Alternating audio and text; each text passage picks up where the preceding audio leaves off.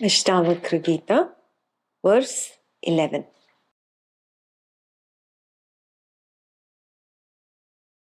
Muktabhimani mukto hi baddho baddhabhi manyapi kim vadanti satyeyam yamatihi sagatir bhavet.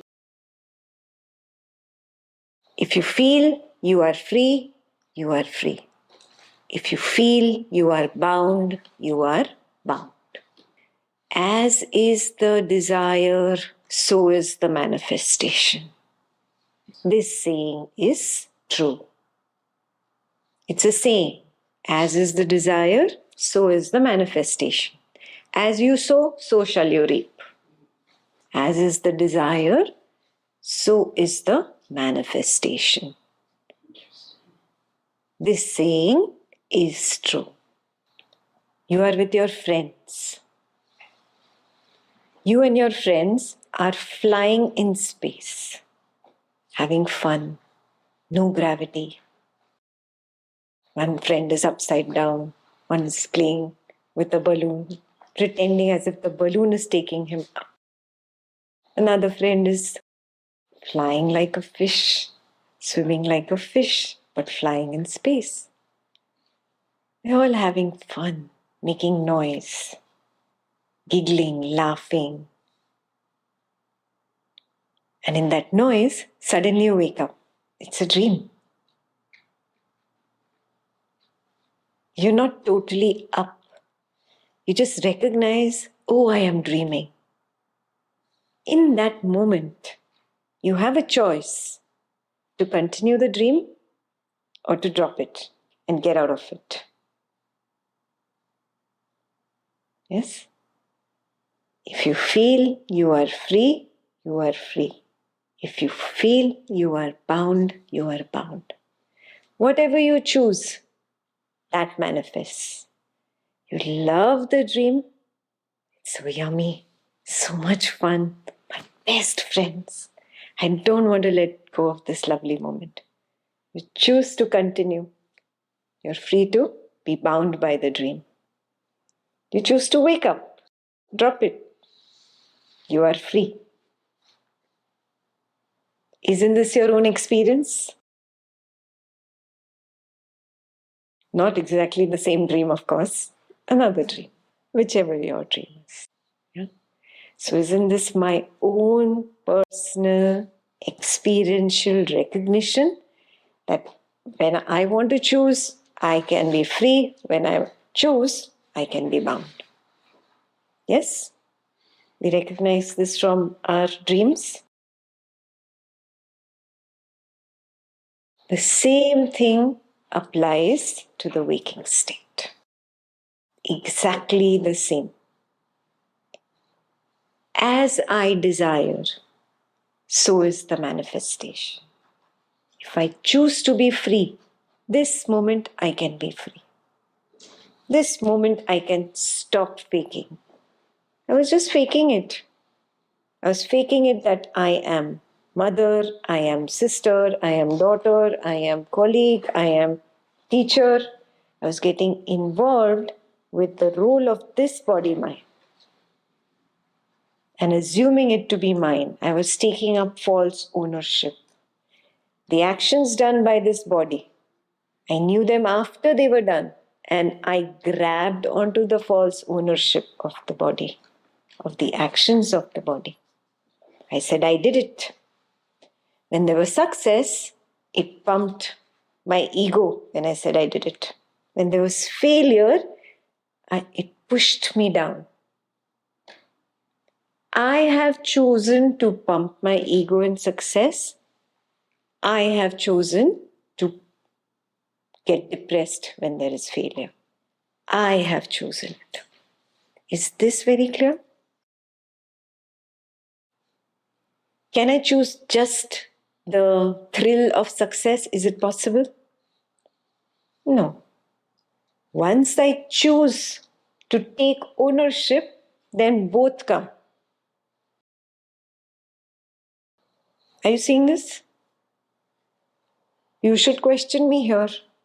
Consciousness, supreme consciousness, Supreme, no? It should have ultimate freedom. How can it get bound? How can it feel? How can it be unhappy?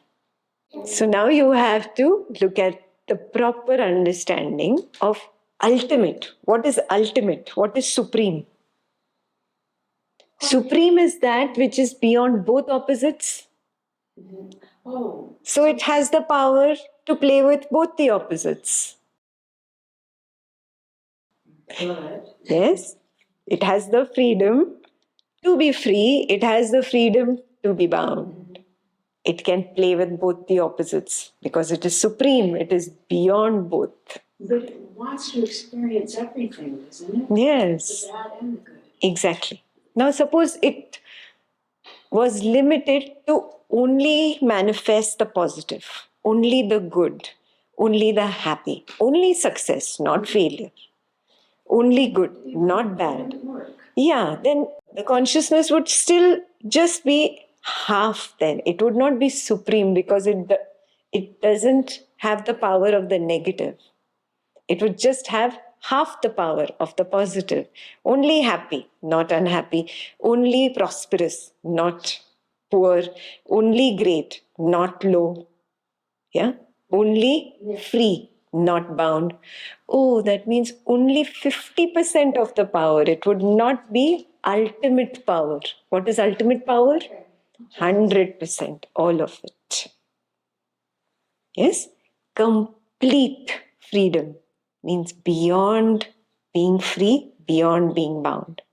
If it chooses, it can be free. If it chooses, it can be bound. That is why it is beyond being conscious and beyond being unconscious.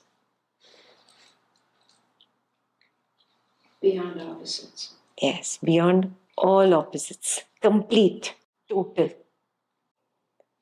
Yeah? Total, the totality, all of it. Yes? So that is what you are. If I choose to be free, I can be free. If I choose to be bound, I am bound.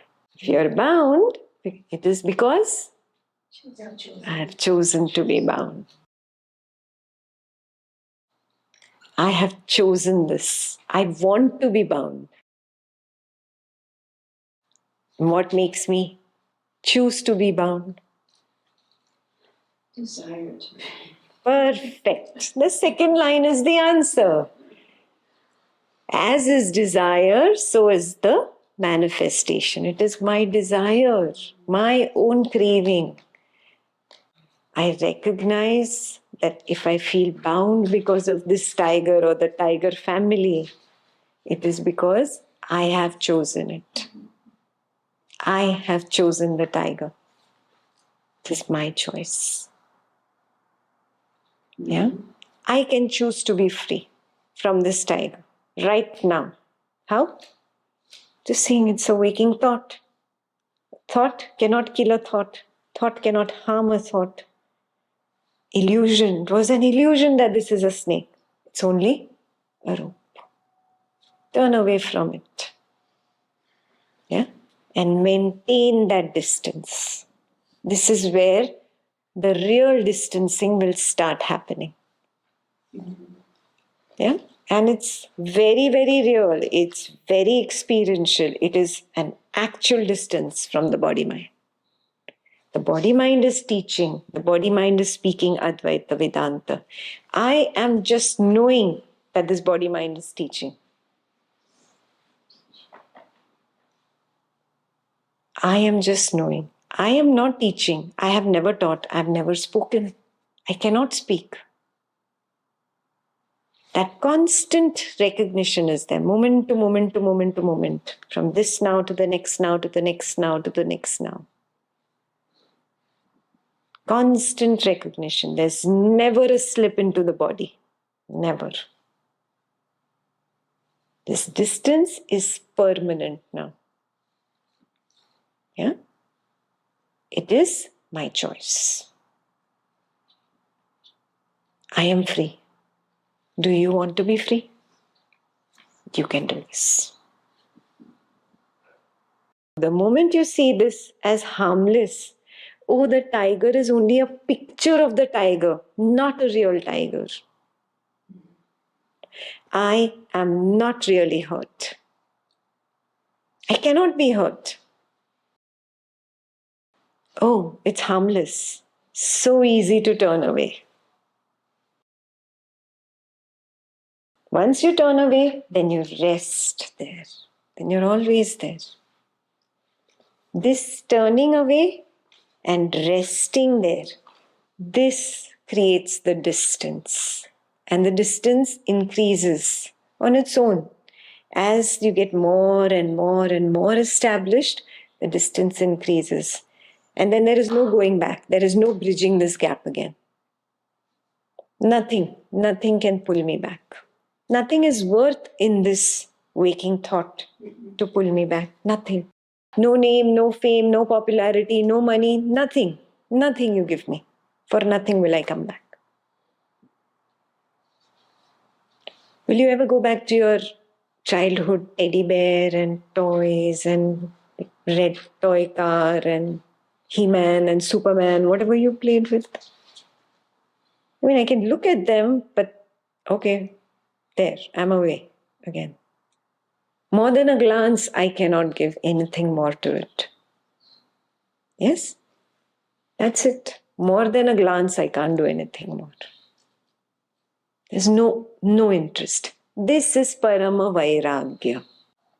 Parama Vairagya is the product of what? First, what happened? For Parama Vairagya to happen, first what happened? Okay, the distance happened. For distance to happen, what was the prerequisite? Discrimination. Yes, to discriminate between what and what? The real and illusory. Yes. But what was the most important part? I acknowledged the illusion, I accepted it, and I willingly turned away. This is called Satya Mithya Jnana. Satya, truth. Mithya, illusion. Jnana, my own inner seeing. Now I saw that it is not a snake, it is a rope. My inner seeing. You have seen that the tiger is just a thought. It's just a thought. You turned away and you rested as nothingness. You recognized the restlessness that the ego has and wants to go back to the tiger. Did you recognize that also? Yeah.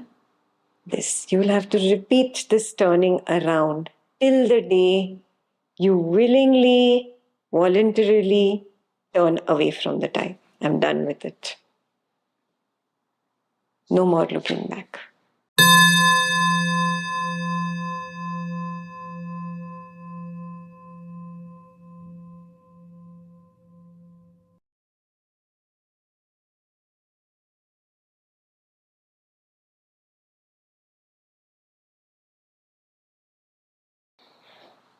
I see the dream.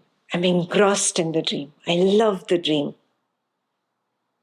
Yes, I love the dream. It's very juicy. I recognize with Advaita Vedanta knowledge, it's an illusion. Initially, obviously, the ego does not want to accept it's an illusion. So obviously the shuttle will happen. A point will come when you get serious, when you're just done with it. I know it's a rope. I know it's not a snake. Why am I jumping still? Why am I jumping? You will question yourself. You'll come to that point. It's a natural cornering that Gyan will do for you. It will corner you. Knowledge from this side, from here, there. You play with kabaddi. It's an Indian sport where there is an English version, no? Tag. You play tag with friends. Yeah, and then you try to corner the person and your friend is holding your hand and there's no way the person can get out of there. Yeah? Kabaddi is similar. You corner the person and tag the person. There's no getting out of there. That's how wisdom is going to corner you from every side. Okay. We're trapped. Yes, you're trapped. It's a one-way street. It's going to corner you. Willingly trapped. Yes, willingly, voluntarily. You want it to happen. You're just looking. There is something in you that is looking for that last thing that will just like take all this away. Please take it away from me. There is that longing in you. Yeah, it's called Atma Vasana. The Vasana for the self, the longing for the self, the longing for the consciousness. It will trap you. It will bring you to that corner where you will have to give up that illusion, however dear it is to you. How much ever you love the tiger, you'll have to let it go. The door that got you in will get you out. Vasana got you in, Vasana gets you out. That's what brings you to an Advaita retreat. You left your family. It was very hard, 10 days, letting go of everything and coming here. What pulled you here? It's that Atma Vasana. It has its magnetic pull on you. It pulls you. It pulls you. So we alternate between being free and bound, because in the sessions we recognize I am the space of nothingness. And then I am bound, I need to go to the retreat to be free. We alternate. Yes, that keeps happening for some time. Till the time you get cornered finally. Yeah, you know, when they're playing tag, there is a way to escape. You keep finding ways to escape. It's the ego, it keeps finding ways to escape. You did that in the retreat also. It has told you to be silent. You found ways to talk to your friends. Yeah, I know how you find escape routes. Surrender, just surrender completely. Agree to be cornered. End the game, it's enough. Don't you feel it's enough? I'm done. How long?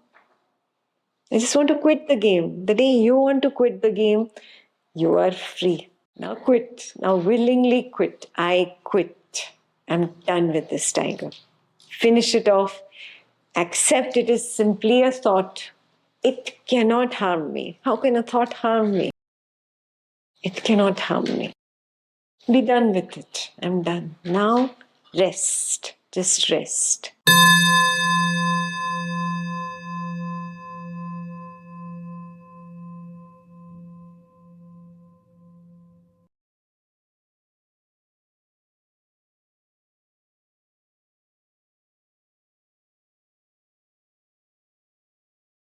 What happens by resting?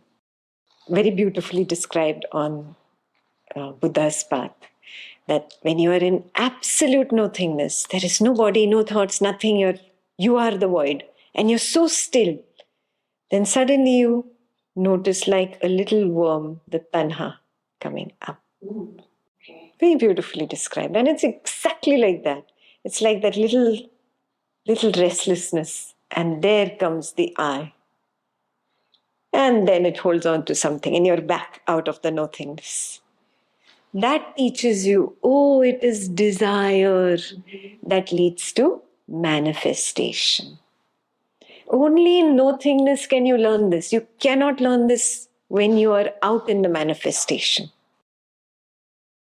You learn this, you see this in your own experiential recognition when you are deep in nothingness. In that absolute shunyata, that is when tanha comes up, the craving. And that's when the I comes up. Nothingness teaches you, as is desire, so is manifestation. That is the master key.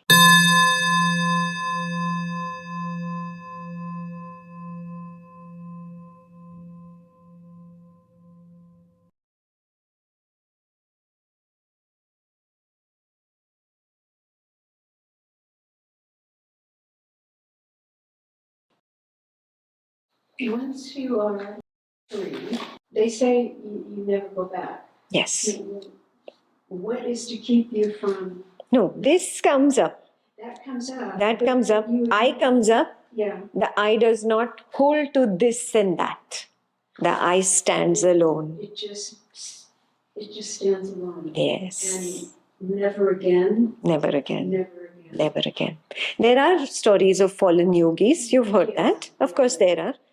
But for the most part, it's yes, never again. permanent thing. Yeah, it's like once I've touched fire, burnt my hand, how will I put my hand into the fire? Why did we do it in the first place?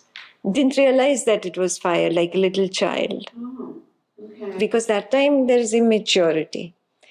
This thing is very beautifully explained on the Buddha's path. He says, as a beginner who doesn't have knowledge, he is like a child.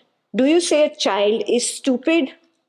No, you say he is immature, he is learning, he is ignorant. That is why the word ignorance was used.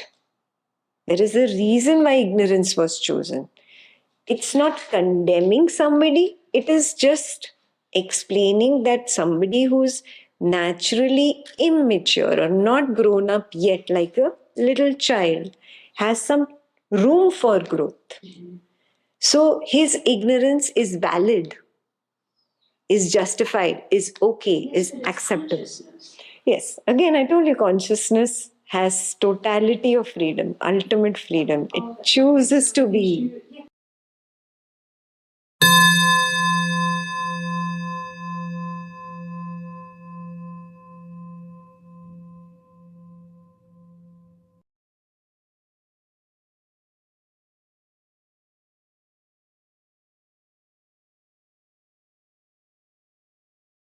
I don't understand how it can be permanent.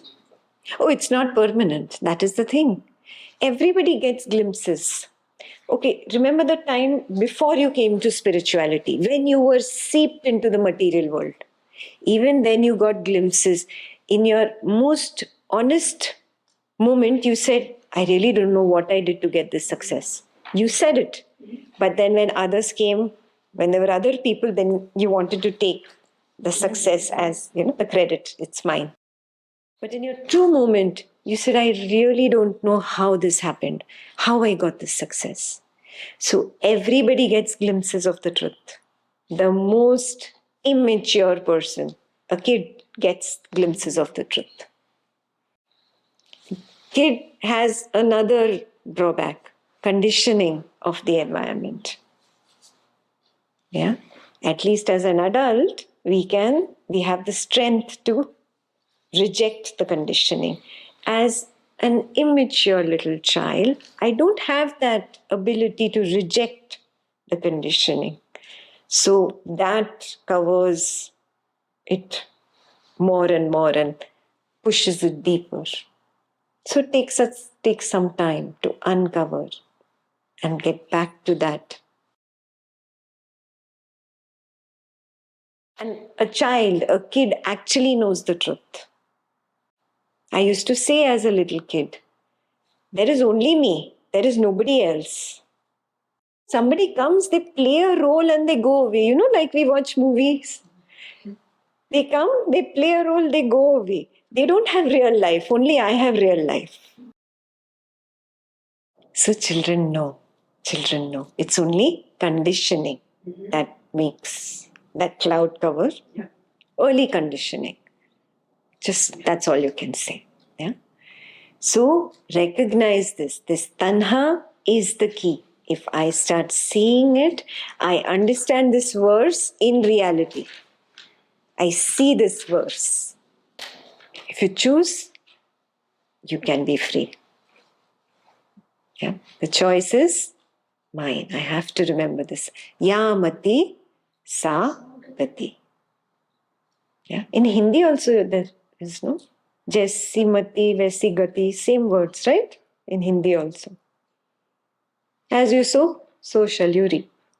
As is the desire, so is the manifestation. Very clear?